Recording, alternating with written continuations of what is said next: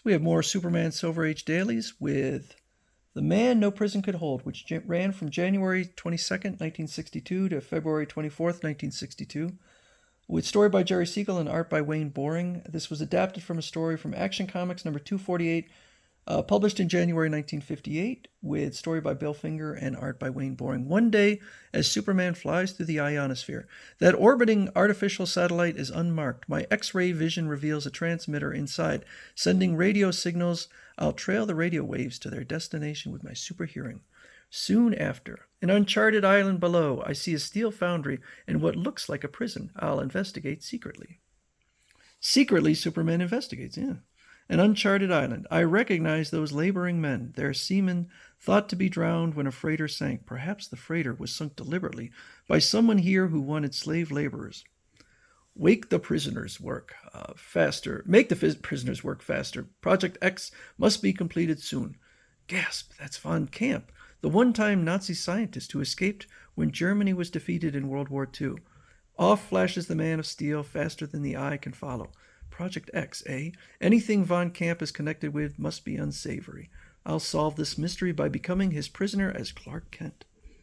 Later, after Superman changes to newsman Clark Kent, he is trailed by curious cub reporter Jimmy Olsen.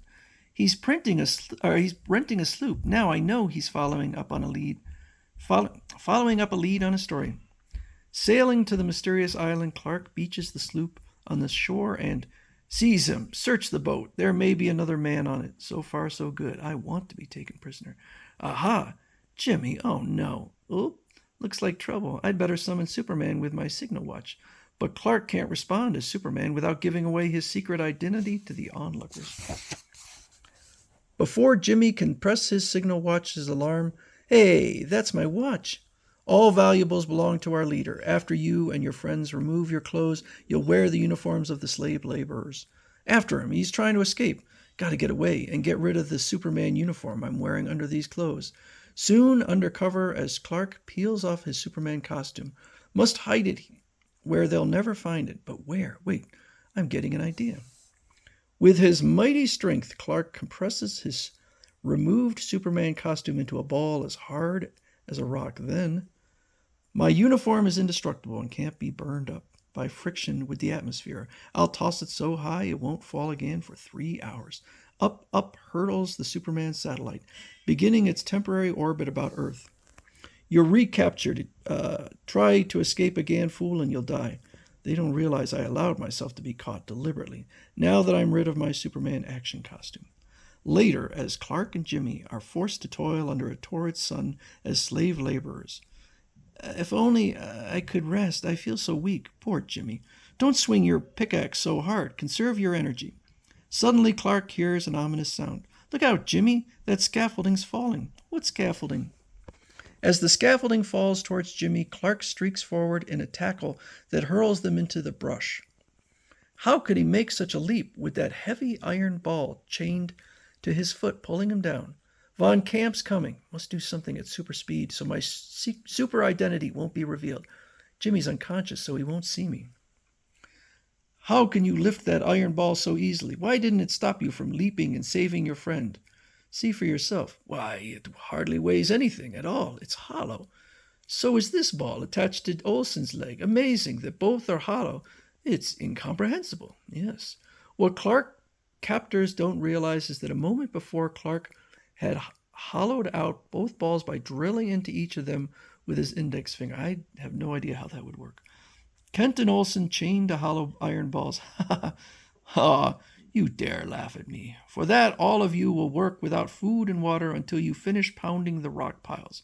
Later, the exhausted and starving prisoners will collapse unless I do something right away while that guard isn't watching me.